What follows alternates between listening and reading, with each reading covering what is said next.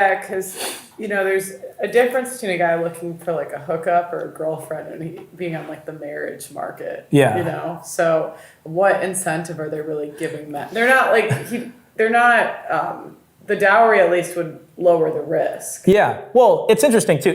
It's funny because when you watch some of these panel shows or whatever, it's like women will say, "Oh, well, I'm a queen and this and that," or I should deserve a king or something like that. It's funny when you look at actual kings, to sit in the queen's seat, you had to come with some serious cash. Like you weren't just going there for no reason.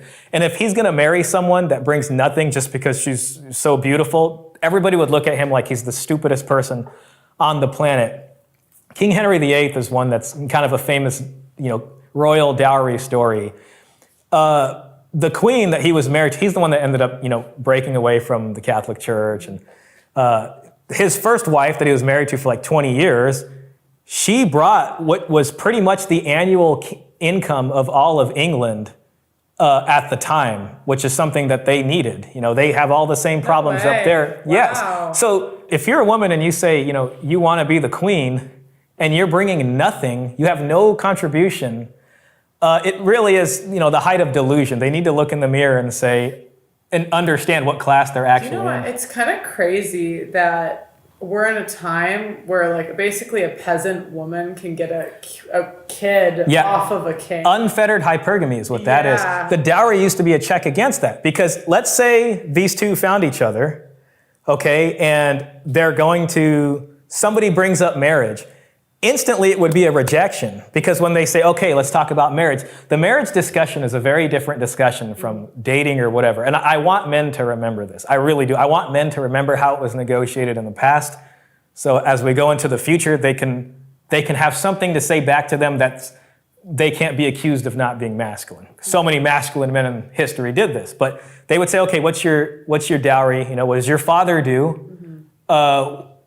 What's your family background? And if the answer is nothing, I don't have a dowry to match this person up here, they'd be like, yeah, this marriage isn't going to work. You might want to look at someone closely to your class. So it's a check against that. So you can't just hide that. Nowadays, what you'll get is an actor or you'll get an NFL player and they'll marry somebody with nothing. And then they get dragged through the family law courts afterwards and they're wondering what happened. So that's what we see nowadays, and a lot of this was encouraged from what I would say was very good economic times, probably through the wealth brought in from colonialism, brought in through industrialization, brought in through modernization. Especially post-World War II, it was a different kind of economy. You also saw this in Cyprus and places like that. So, Cyprus, the dowry was typically a house for the middle class. As it started to get modernized, and that was after England. England was like the first place you can say.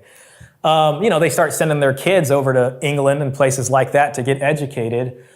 They start to get urbanized. You start to get these mega cities. You start to get cheap apartments for rent. They're living away from their families. There's different jobs you can take now because of modernization. People who might have been at a lesser class can go jump up a class easier. So they're more focused on that. And I think what you ended up with was a kind of market bust because a lot of guys here are saying, okay, well, I'm now worth more because I went to college and I have this job, where typically they would have married her. This family's probably having trouble getting her married. And you end up with this it's like a perfect storm. And then feminism, all these things, changes in laws. So it's a market bust because now the kings are like having kids with basically like peasant women in a way, and vice versa. It's harder to chart someone's income trajectory than it was back then. So that romantic love, the love match takes over. You start to see that in literature. You think about it like the printing press, I think, came in the mid-1400s. Literacy rate was really low. Then they start making polyglot Bibles, and then they start making these tales of chivalry and these knights who would do these amazing things for women. That starts to get very popular. Literacy rate goes up. More people start to read. Modernization. So there's a cultural change. And then, people start looking for their love story a lot more. But even as that goes, still for a long time, we were talking about Germany earlier, even into the 1850s, if you look at their records there, people who are getting married are still bringing, some kind of dowry or equal contribution. then this basically falls out of favor. I think we're hitting a point now where the economy and the culture and life, they'll say, oh, chivalry's dead, whether you believe that or not. Women, Coach Greg Adams, we'll talk about the monetized dating marketplace. Right. Millennials are having trouble buying houses. You know what I mean? And what I'm seeing is a kind of similarity to the way economy used to be back then. Millennials might have a better time starting families and getting houses if the parents are more involved in terms of a wealth threading through the generations like they used to do for thousands of years. So we're in this very interesting time. And I think we're kind of pushing on something new in the culture where I would like to see men at least remember this so they don't have to feel like they're not a man if they ask for what's owed to them if they're going to be the provider. So my real first, axe to grind is with tradcons, so to speak, because they're the ones who are selling this stay-at-home monogamy with the man as this provider, the 100% provider. So that's where I'm